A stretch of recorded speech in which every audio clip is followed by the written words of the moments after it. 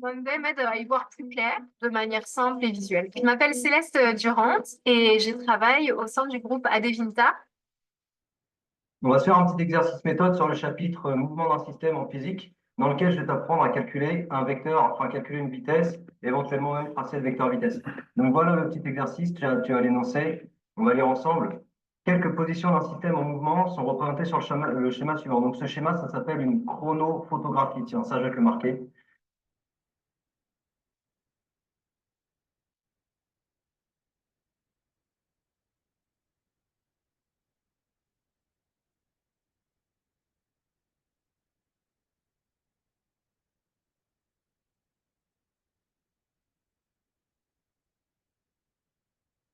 Il s'étire ici, il s'étire, il s'étire, il s'étire. Donc le palais, il va assez loin. Et après, tu as le ressort qui rappelle, en fait, à la force de rappel. Donc le ressort, il se recomprit en fait, et puis du coup, ça rattire le palais. Donc voilà, le palais, il est comme rattiré vers le centre. Ok? Donc ça ne fait pas du tout une trajectoire circulaire. Voilà, donc on te demande ensuite, question 2 de calculer les vitesses V4, V5, V4, V5, V11 et V12. Donc ici, je vais te rappeler qu'on a deux méthodes pour calculer les vitesses. Donc calcul de vitesse.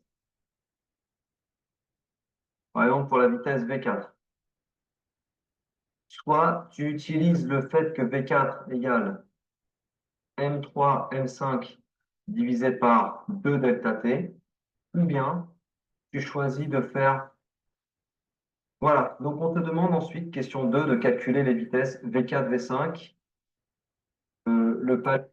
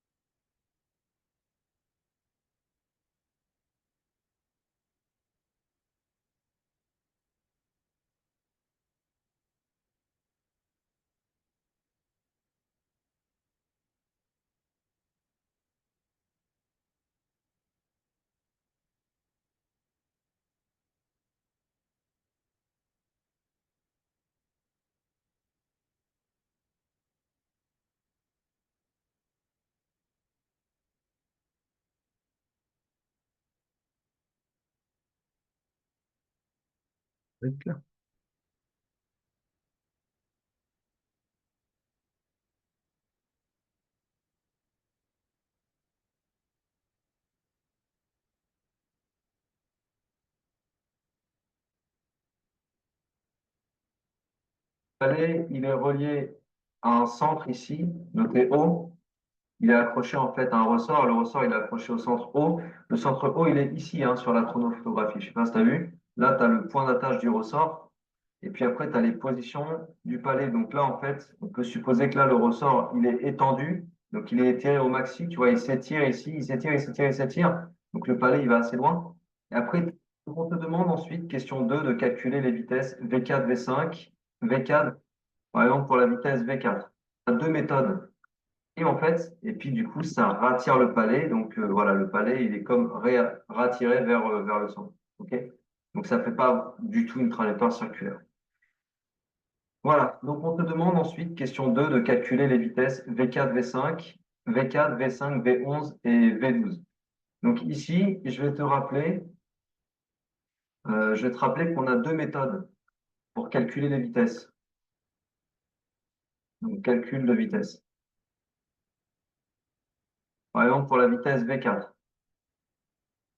soit tu utilises le fait que V4 égale M3, M5 divisé par 2 delta T, ou bien tu choisis d'utiliser le fait que V4 c'est égal à M4, M5 divisé par delta T.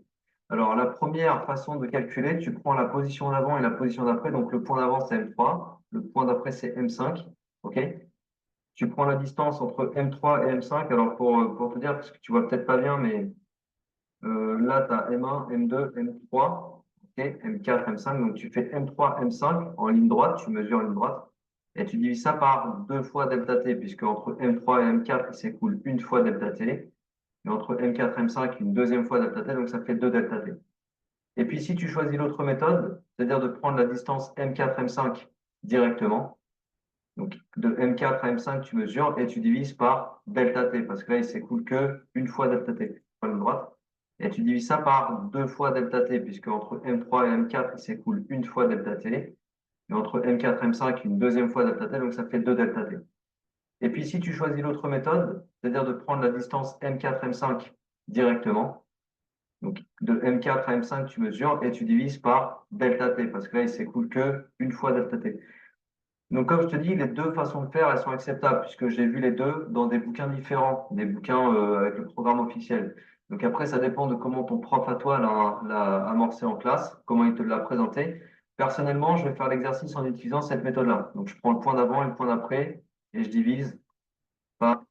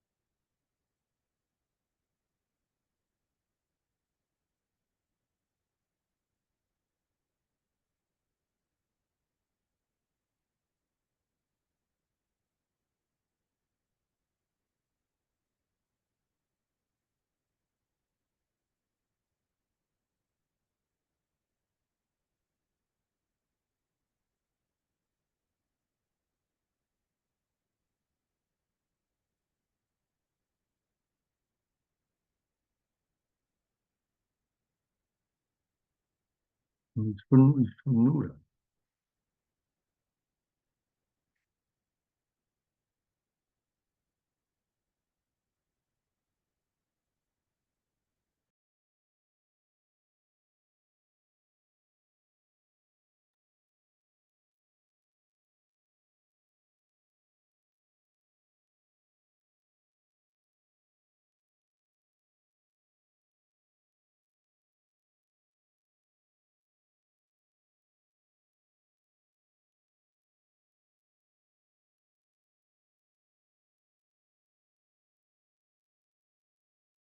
De delta T. SV4, ça me fait la distance que j'ai mesurée. Donc, je passe en mètres, 3,4 10 moins 2, et je divise par 2 fois delta T, donc 2 fois 40 10 moins 3. Delta T, tu dois le passer en secondes aussi, tu vois, c'est 40 millisecondes.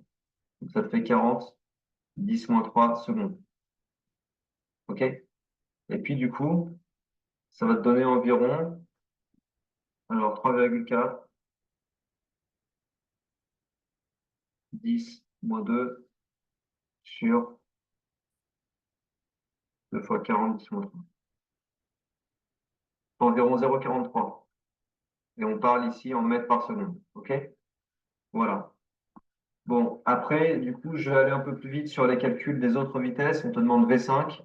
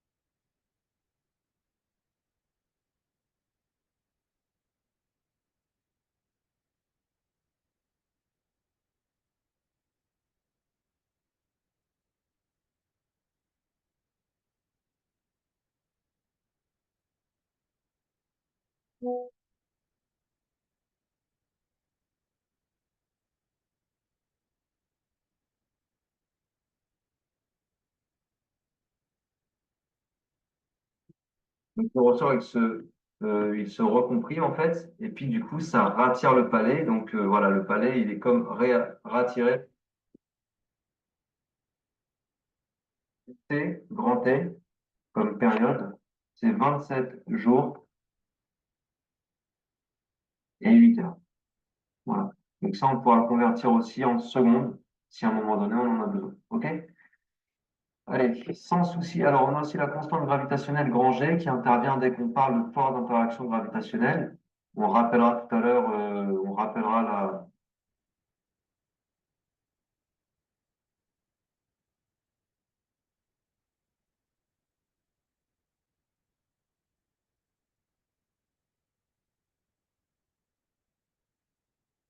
Donc là, on est sur la suite de cet exercice, donc sur mouvement d'un système, exercice que j'ai résolu déjà en partie dans une première vidéo. Tu vois, on a traité les questions 1, 2, 3, jusqu'à la question 3.2.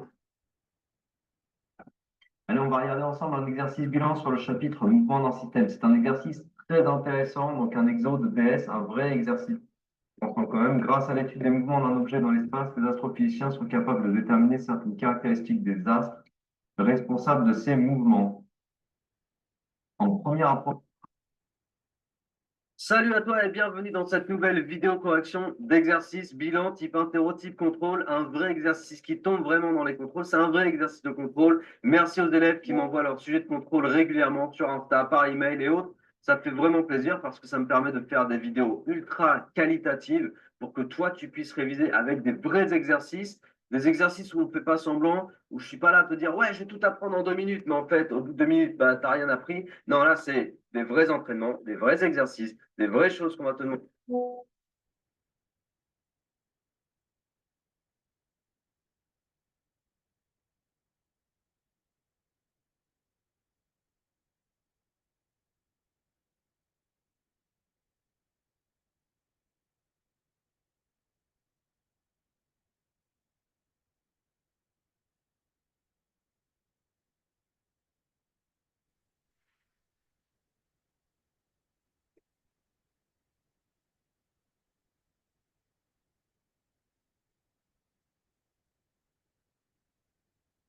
T, grand T, comme période, c'est 27 jours.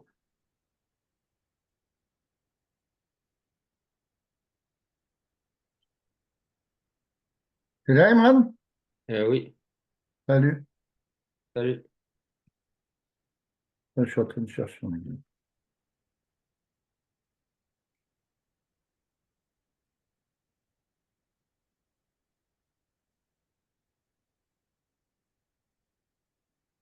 Bonjour à tous et bienvenue dans cette capsule sur le mouvement d'un système et le lien entre la résultante des forces et le vecteur variation de vitesse.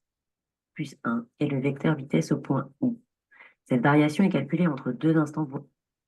Trace les vecteurs vitesse, par exemple au point 2, 3, 3. Par définition, bon, ce qui fait constater le vecteur moins V2, on arrive à ce point, on relie les deux points et on obtient le vecteur delta V3. On a bien un vecteur variation de vitesse non nul. Maintenant que vous savez tout sur le vecteur variation de vitesse, intéressons-nous aux forces extérieures qui s'appliquent sur le système en mouvement. Lorsqu'un système est soumis à plusieurs forces, on appelle force résultante la somme vectorielle de toutes les forces appliquées au système. On la note en général somme des forces extérieures.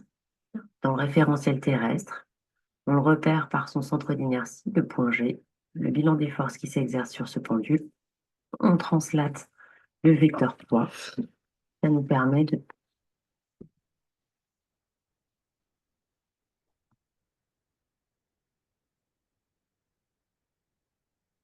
Qu'est-ce que tu as vu d'autre par rapport à ce qu'on avait travaillé l'autre fois?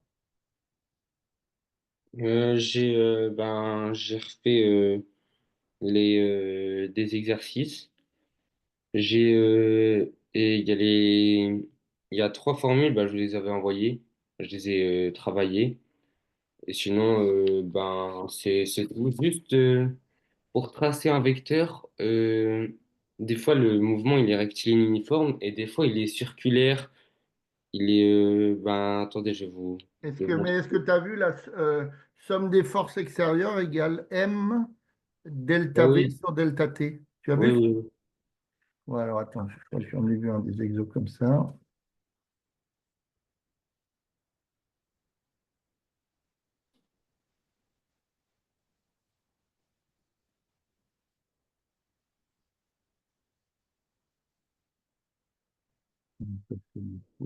Pour toutes les personnes qui sont enfermées dans un taf qui ne leur convient pas, avec un niveau de revenu qui ne leur convient pas, arrêtez de scroller, quelque chose pour vous.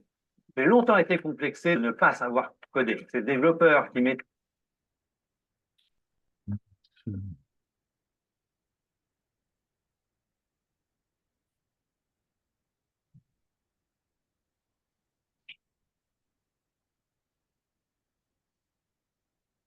Et tu as vu aussi l'interaction entre deux planètes, par exemple, des trucs comme ça? Non, on reste sur la Terre, nous. D'accord.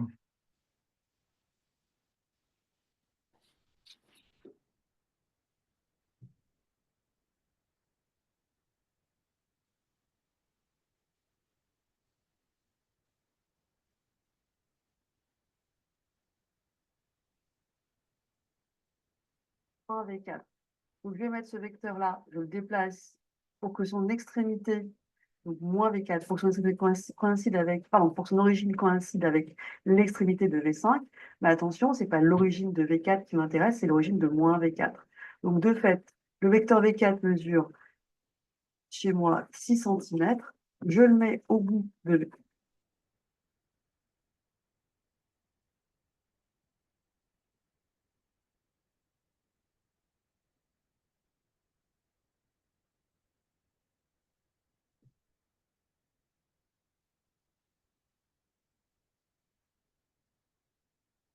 Bonjour. Dans cette vidéo, tu vas apprendre à utiliser cette relation qui est le vecteur somme des forces appliquées à un système et son vecteur variation de vitesse pour étudier le mouvement. Ici, celui d'une moto et de son pilote. N'hésite pas à mettre la vidéo en pause à tout moment pour essayer de résoudre cet exercice seul avant de regarder la suite. Cette relation est une approche de la seconde loi de Newton entre la cause du mouvement, l'existence de forces extérieures qui ne se compensent pas, et la conséquence, la variation du vecteur vitesse. La valeur de la résultante des forces appliquées sur le système est exprimée en newton. On va faire celui-là. Bonjour. Ah, c'est pas vrai. Dans cette vidéo, bonjour. Dans cette vidéo, tu vas... Bonjour. C'est pas possible, ça. Bonjour.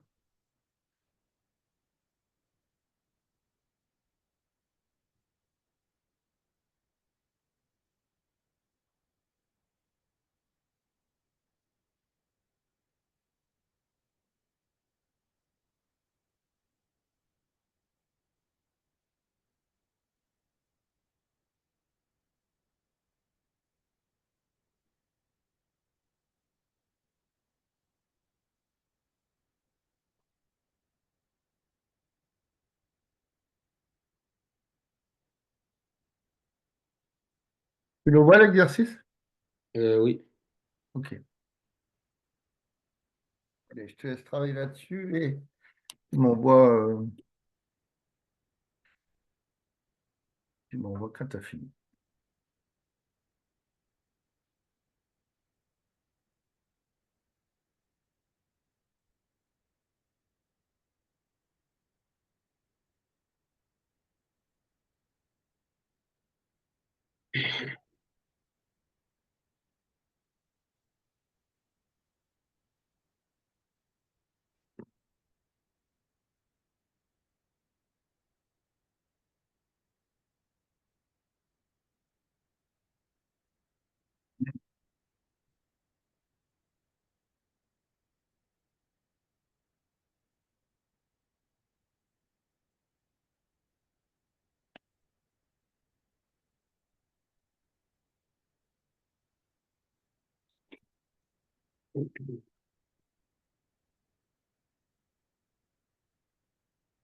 Non plus,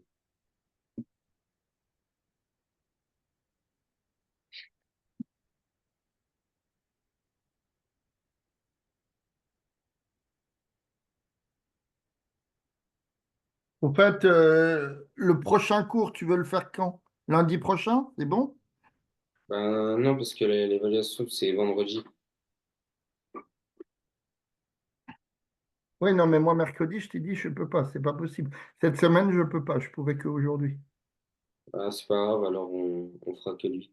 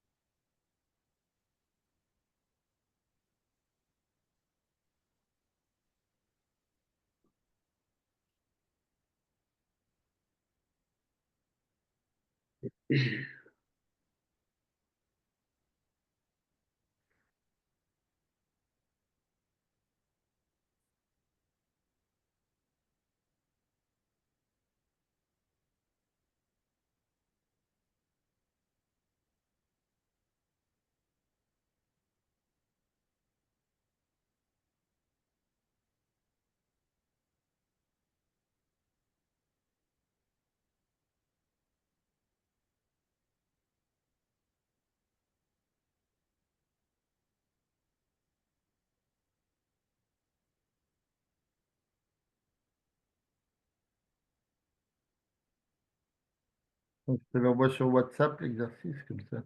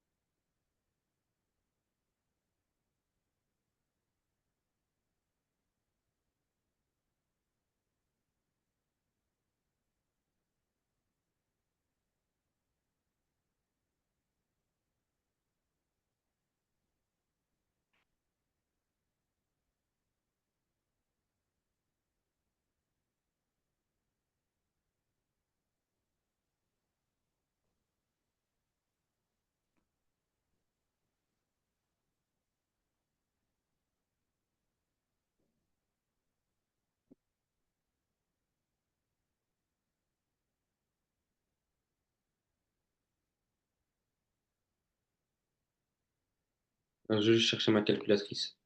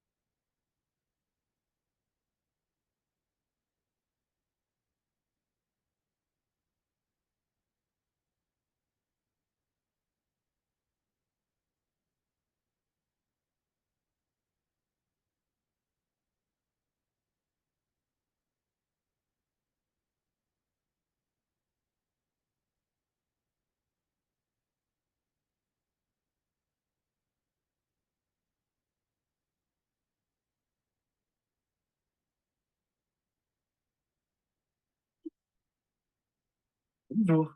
Donc, tu peux mettre la vision, on pose à tout moment entre la cause du mouvement, vecteur variation de vitesse en mètres par seconde, la masse du système est exprimée en kilogrammes et la durée en secondes. On demande dans la première question de calculer la force de freinage. Pour commencer cette étude et utiliser cette relation, on va, comme souvent dans les exercices de mécanique, commencer par établir le bilan des forces, c'est-à-dire lister toutes les forces qui s'exercent sur le système étudié. Le système étudié est soumis à trois forces: son poids, la réaction du support, de la piste, et la force de freinage. Nous, ici, on cherche à exprimer le vecteur somme des forces. On peut, dans cette étude, simplifier. Comme la piste est horizontale, voilà ce qu'on obtiendrait. Finalement, on trouve que le vecteur somme des forces est égal au vecteur force de freinage. Et ça tombe bien, puisque c'est justement la valeur de la norme de ce vecteur qu'on cherche à déterminer. On utilise maintenant cette relation.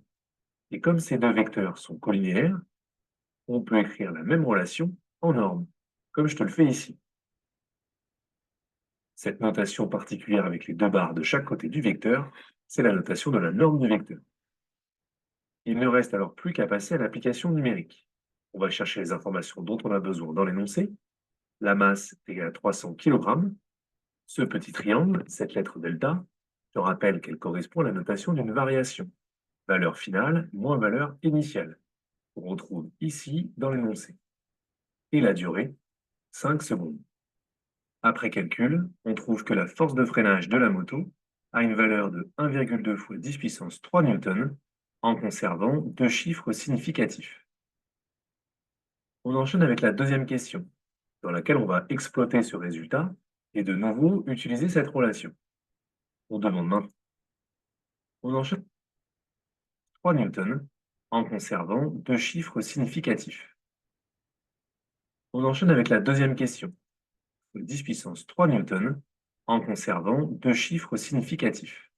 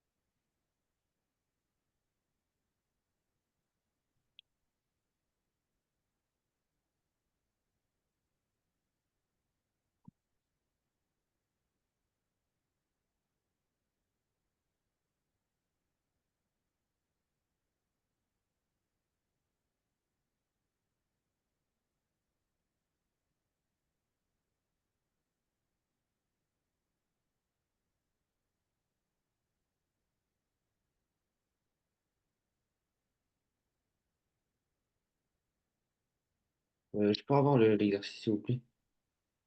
Pardon.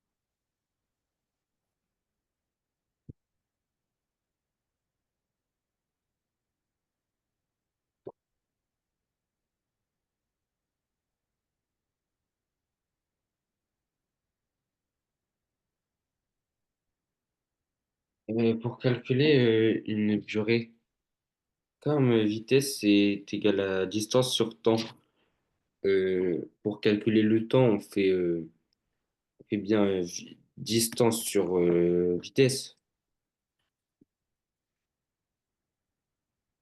Mais t'en es à quelle question? À la 2 ou la 1? Oui, à la 2. Bah, tu as utilisé pour calculer la force de freinage. Tu as utilisé quoi? Une formule? J'ai utilisé, bah, c'est une force extérieure, donc j'ai utilisé masse fois, fois vitesse, fois retard de vitesse, delta V, divisé par delta T.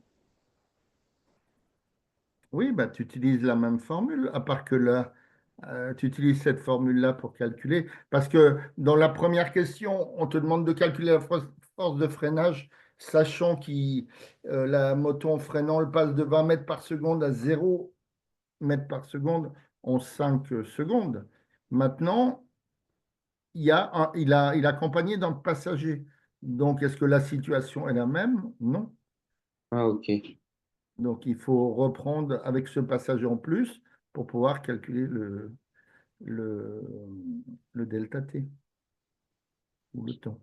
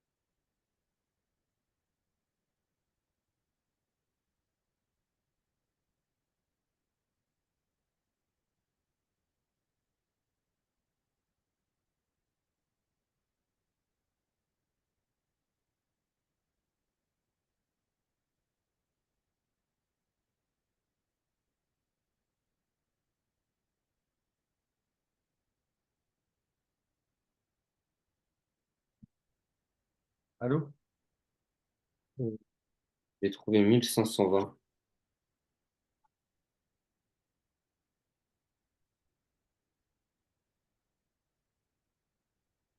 1520, c'est-à-dire? J'ai refait, comme vous m'avez dit, la même formule en remplaçant pour avoir la durée et j'ai trouvé 1520. C'est-à-dire, mais 1520 quoi? Qu'est-ce que tu as calculé pour trouver 1520? Ben, j'ai fait masse fois. Non, mais d'accord, mais c'est un temps, c'est quoi que tu as calculé? Ah, bah, c'est la question, c'est un temps, la durée. Non, mais 1520 quoi? C'est Ah, tout, hein. Comme c'est mètres par seconde, c'est seconde. Bon, envoie-moi-le. On va regarder ensemble.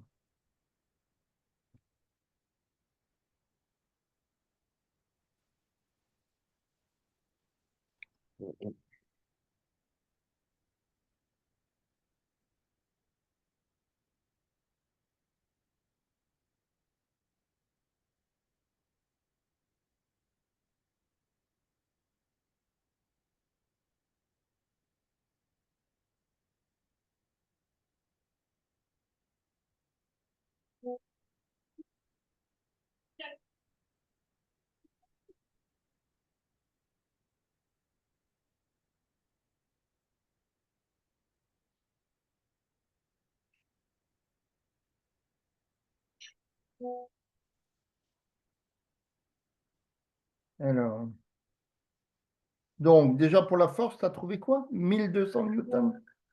Oui.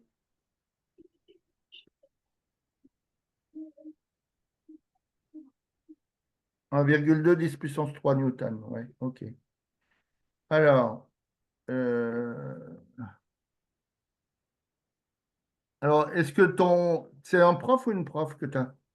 C'est une prof. Une prof. Est-ce qu'elle vous parle des fois de faire attention aux chiffres significatifs? Oui. Ok. Donc, euh, là, si tu regardes le temps, tu vois, il est marqué en 5,0, c'est-à-dire en unités plus des dixièmes. Donc là, c'est pour ça qu'ils l'ont mis dans la correction à 1,2 10 puissance 3 newtons. Ok. D'accord? Mais bon, après 1200 newtons, c'était hein, si tu prends 1,2, attends,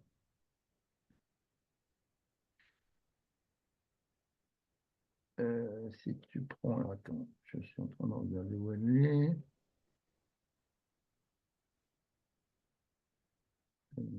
Tac, ça je vais le déplacer.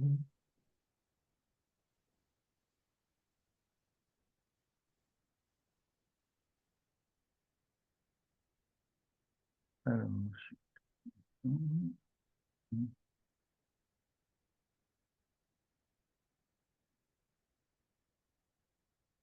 ouais. Alors, attends, je suis moi. Hein, toi, tu as trouvé la force. Donc, la force, c'est la force de freinage. D'accord? Alors, par contre, est-ce que tu as regardé un petit peu à quoi était soumis alors, attends. Déjà, on va faire ça. La force de freinage. Donc, tu as trouvé, toi, 1200 newtons, c'est ça? Oui. 1200 newtons. Hein. Donc, eux, ils la mettent à 1,2 10 puissance 3. D'accord? Donc, je crois qu'on avait déjà vu des trucs comme ça. Si tu baisses le chiffre, il faut augmenter la puissance. Ok. Hein. Donc, quand je fais 1200, hein, là, je vais volontairement mettre de 0. Hein. Donc, finalement, quand j'ai 1200 et 1,2, tu es bien d'accord que j'ai divisé par 1000. Oui. Hein. Donc, c'est pour ça qu'on met 10 puissance 3 qui vaut 1000 aussi. D'accord? Ok. Newton. Donc là, je vais enlever les zéros. Ok, c'était juste pour. Par contre, quand on dit somme des forces extérieures, d'accord, égale euh, la masse. Mince, qu'est-ce qui se passe là? Delta V, donc la variation de vitesse sur delta T. Voilà. Mais pourquoi la somme des forces extérieures, c'est juste ta force de freinage? Il faut Si que je tu fais un calcule. dessin, on te dit la moto, qu'est-ce qu'elle roule sur quoi? Sur une route horizontale. Il faut tenir compte aussi de ces choses-là. C'est juste, mais la somme des forces, ça vaut la force, mais il faut l'expliquer. Ok. Il est soumis à le motard au début. Le motard plus la moto plus pilote qui fait une masse de 300 kilos. D'accord? Elle est soumise, tout ça, c'est soumis à quelle force finalement? La gravité. Donc le poids. D'accord? Ok. Du Donc, tu coup, as je dis déjà, juste somme, je dis juste somme de la force de freinage. oui, mais il n'y a pas que ça, il n'y a pas que la force de freinage. Tu as la moto qui est là. Bon, je ne sais pas trop dessiner une moto, un petit bonhomme dessus. OK, voilà. Tu as la moto qui est là. Bon, en admettant qu'ici, ça soit le centre de gravité du système. Donc, tu as déjà le poids. Après, tu as quoi comme force? J'ai la réaction du support. Voilà, la réaction de la route. Alors, le poids, il s'adapte au centre de gravité. D'accord? Et la réaction de la route, elle part, bon, si tu veux, elle part au niveau des roues. Bon, on va la symboliser comme ça. La réaction, voilà, elle est ici. Donc, ça, c'est la réaction de la route. OK. Et après, tu as la fameuse force de freinage. Ok. D'accord? Qui va dans l'autre sens, puisque ça freine, forcément, ça va dans l'autre sens. Et donc, ton système, si tu l'appliques sur, comment je veux dire, sur l'horizontale, il n'y a que la force de freinage qui rentre en ligne de compte parce que le poids et la réaction se compensent. Parce qu'on est sur une route horizontale. Tu vois, si par exemple, tu as un skieur, par exemple, de masse M, tu vois, qui descend sur une piste où il y a un angle, d'accord? Le poids, il va être comme ça et la réaction, elle va être comme ça, d'accord? Ça ne se compense pas forcément. Mais Ok. là, Et dans notre du cas de coup, figure, ça se compense. quand ça se compense pas, on doit faire quoi? Ben, on ne va pas rentrer en ligne de compte là-dessus, puisque c'est hors sujet par rapport à ce qu'on fait. Non, mais parce que moi, dans l'évaluation, je vais sûrement avoir d'autres supports. Je vais sûrement avoir des supports circulaires et pas forcément horizontaux. C'est-à-dire, qu'est-ce que tu appelles un support circulaire, un mouvement circulaire? Ouais, non, mais oui, voilà. Par exemple, comme ce que vous venez de dessiner, la piste de ski. Hein, tu as une piste comme ça. Ouais, mais ça, c'est plus des exos de terminal. Tu n'as pas fait ça quand même.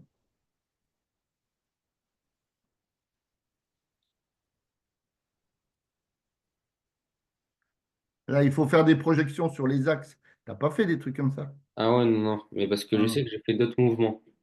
Bah, si tu as si tu par exemple, il y avait un autre exercice, je ne sais pas si on l'avait travaillé. Par exemple, tu as un palais. Tu as un, comment je veux dire, tu as un palais, par exemple, ici, qui est accroché, d'accord? Tu as un palais il est accroché, par exemple, il est accroché à un point haut, et là, tu as un système, par exemple, de ressort, tu vois? Ah ouais. Donc là, bah, ton palais, il est soumis, donc par exemple, il fait un mouvement circulaire. Bah, ton palais, en soi, il est soumis à quoi? Le palais, il est soumis à aussi il est soumis au poids, d'accord? Alors, attends, on va marquer palais, d'accord? Il est soumis au poids, il est soumis à la réaction de la glace, par exemple, s'il est dans une patinoire, et il est soumis à la tension du ressort, tu vois? Ok, Mais il faut faire rentrer en ligne de compte toutes les forces extérieures. Et ok, là, dans notre cas de figure, sur l'horizontale, il n'y a que la force de freinage qui rentre en ligne de compte parce qu'on est à l'horizontale et sur comment je veux dire, quand tu es sur une horizontale, la réaction du sol et le poids se comportent toujours. D'accord? oui, Donc, la somme des forces extérieures, si tu veux, c'est F, c'est égal à la force de freinage. ok, Voilà. Donc, on va faire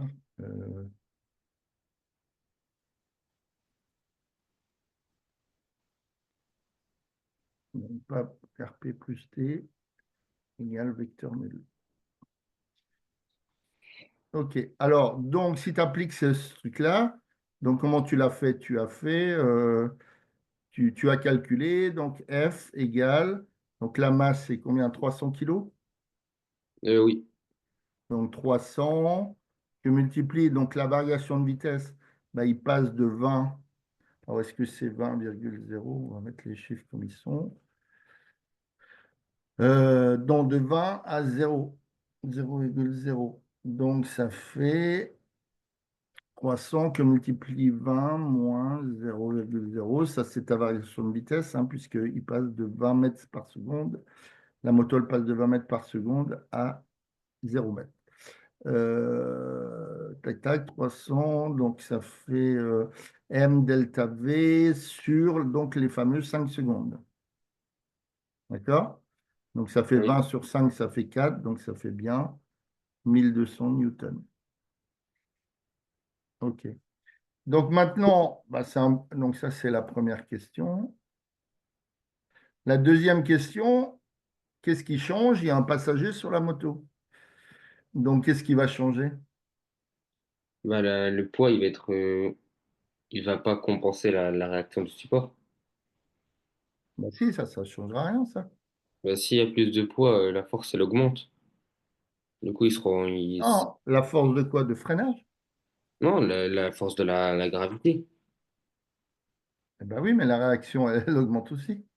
Ah, ok. Si par exemple tu mets une pomme sur une table, d'accord? Si tu mets une pomme sur une table, et puis donc tu auras un certain poids, une certaine réaction. Mais si tu mets par exemple, je sais pas moi, un moteur de voiture, allez, on va faire un truc comme ça, tu mets un moteur de voiture, donc bon, ça m'étonnerait que la table elle tienne, tu me diras, mais il y aura plus de poids et plus de réaction. Ça ne changera rien.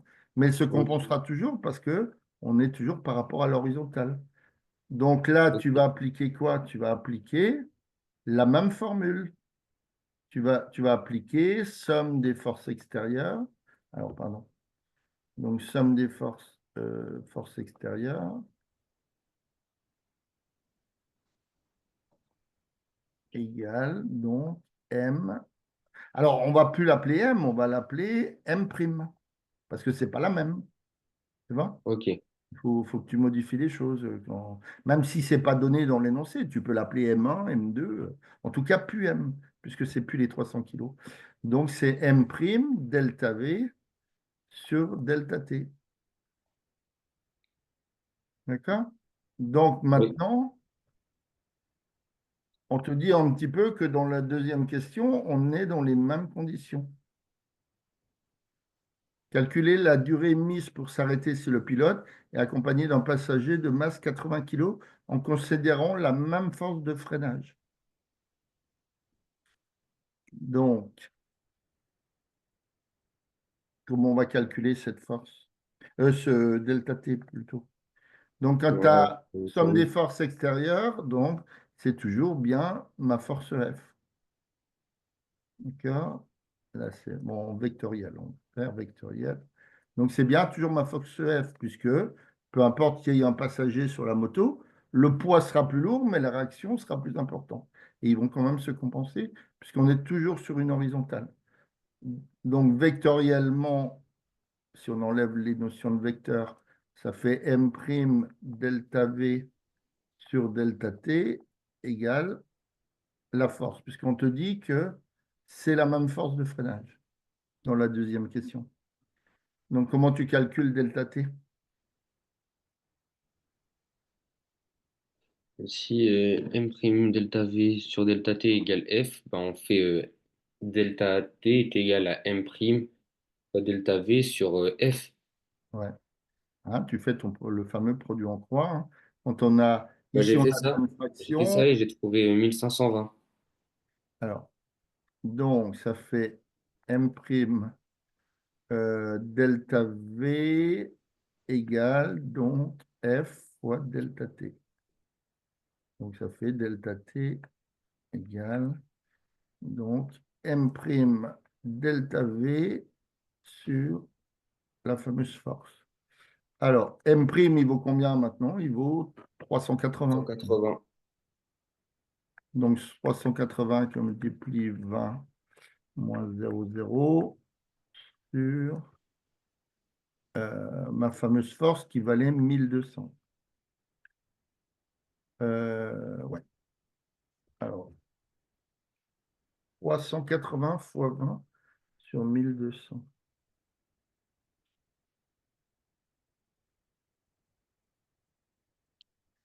C'est ma calculatrice. Ici. 380 fois 20 moins 0, donc fois 20, divisé par 1200. Tu trouves combien? 1520. Ah, c'est pas possible. Comment, J'ai fait, c'est quoi ton calcul? Tu as fait quoi? je fais 380? 380 fois 20 divisé par 5. Mais non, pas par 5. Non, pas par 5, ouais, par 1200. Donc ça va, vas-y, ça fait combien? 380 fois 20 divisé par 1200, ça fait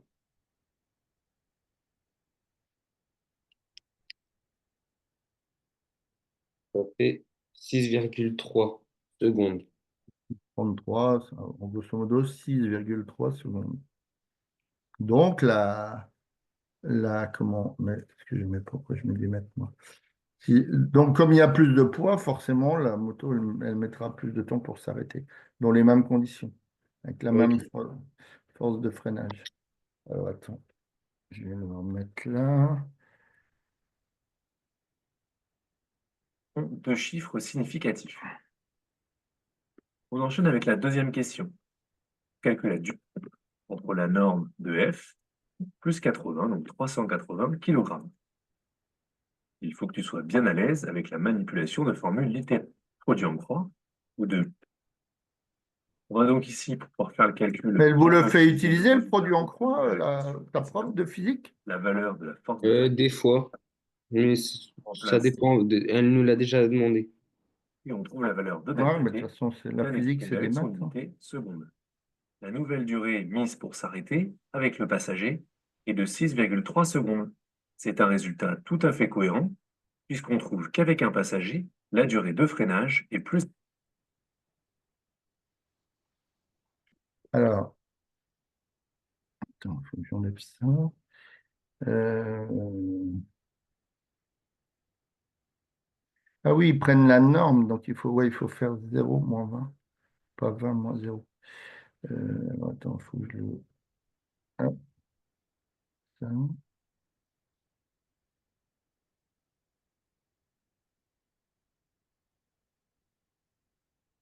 Il y a le truc. Bon, c'est pas grave.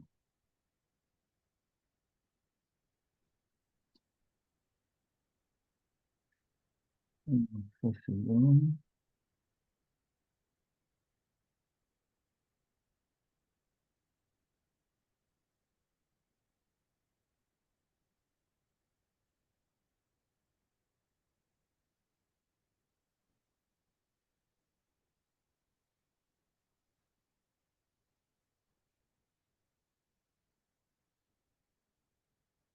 C'est 0 moins.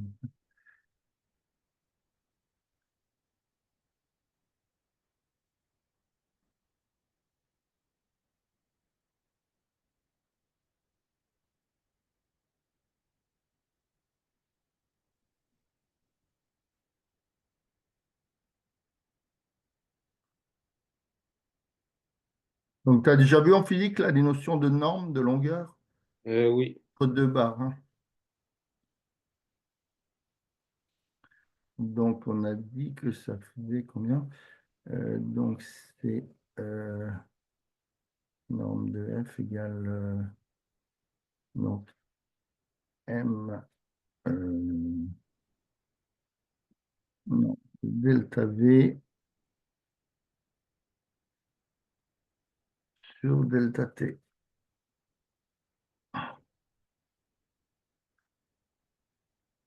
Donc, delta T.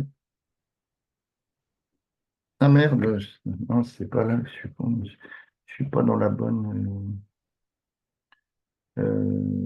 Si, si, c'est bon. Donc, ça veut dire que. Pardon.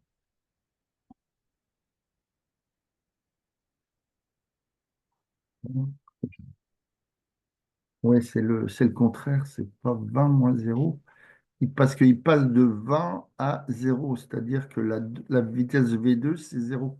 La vitesse V1, c'est 20. Donc, c'est 0,0 moins 20. Donc, tout ça en norme.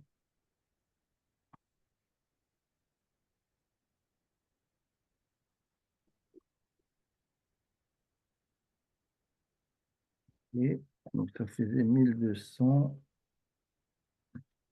Et là, de la même façon. Donc, c'est là, c'est norme de delta V sur norme de F.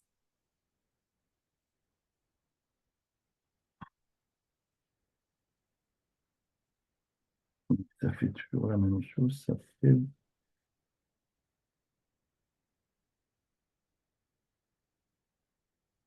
0,0 moins 20, mais en norme. Donc, ça fait 6,3 secondes. OK. Et autrement, tu as vu quoi comme autre des notions curviligne aussi? Oui.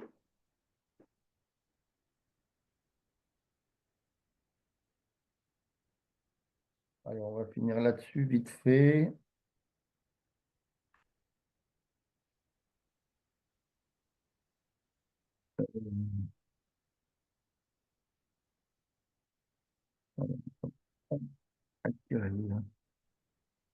Une diapo. Par exemple, si tu as, ça on l'avait fait l'autre fois, mais je te le rappelle quand même. Si par exemple, tu as un palais sur l'histoire du palais sur la glace, ici par exemple, tu as un point aimant, et puis on va dire que le palais, il fait un espèce de cercle, on va dire.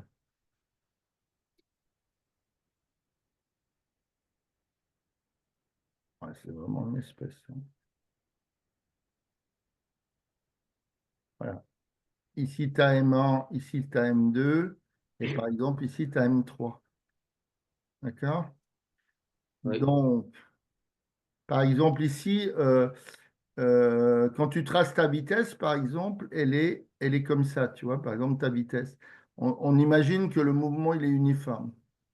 D'accord? Donc, ta vitesse V2, elle serait comme ça. D'accord? Ça, c'est un exemple, hein. Ah oui, oui. Et ta vitesse V3, donc, elle est toujours tangente à la trajectoire. Alors, attends, j'essaye de la faire. C'est pas évident. C'est pas évident, c'est pas évident. Voilà. Ta vitesse V3, elle est ici, par exemple. Mais elles sont de longueur égale parce on va imaginer que le mouvement est circulaire. D'accord? Donc, si tu veux représenter le delta V, c'est-à-dire la variation de vitesse, d'accord? Tu es bien d'accord que c'est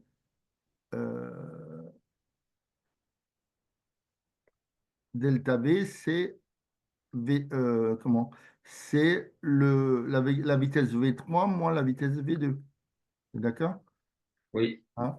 Donc, tu vas partir de V3 et tu vas tracer. Attends, là, j'ai mis V, c'est V2.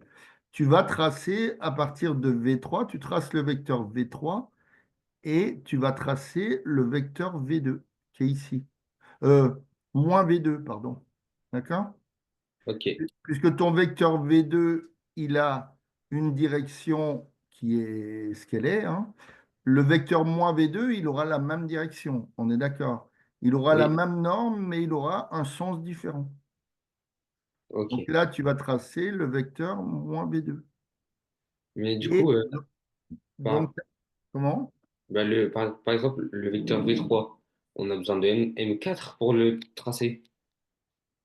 Oui, bon, oui, mais imaginons qu'on les ait tracés, quoi, tu vois, par rapport à des trucs. Là, si tu veux, oui, si tu veux, tu as le point M4. Mais comme on avait fait l'autre fois, on avait tracé des vecteurs, hein, des vecteurs vitesse. Donc, si tu calcules la variation de vitesse, delta V, c'est V3 moins V2. Donc, tu traces un vecteur qui est parallèle, qui a même longueur, mais il a le sens contraire, puisque hein, c'est logique, le vecteur V2, moins V2, c'est le contraire du vecteur V2. D'accord? Donc, ton delta V, il sera ici, hein. Le vecteur V3, si tu dois le tracer, puis on va arrêter parce qu'il y a peut-être un autre cours. Alors, attends, où c'est que je cherche? Un cercle, non, dessin. Ton vecteur V3, voilà. Ton vecteur V3 moins V2, ben, ça sera celui-là, hein. V3 moins V2, ça sera ce vecteur-là. Ici, tu auras V3 moins V2. Tu n'as pas Ok. fait les vecteurs encore, là, Nessie? Non? Pardon? Les vecteurs, tu les as fait déjà? Oui, oui. D'accord. OK. Bon, allez, bah, écoute, bon contrôle. Et puis, tu verras avec Laurent pour la semaine prochaine. Moi, je serai à nouveau disponible. Ok, Et là, mercredi, désolé, je ne peux pas. ok. Allez, bonne soirée. À vous aussi, au revoir. Au revoir.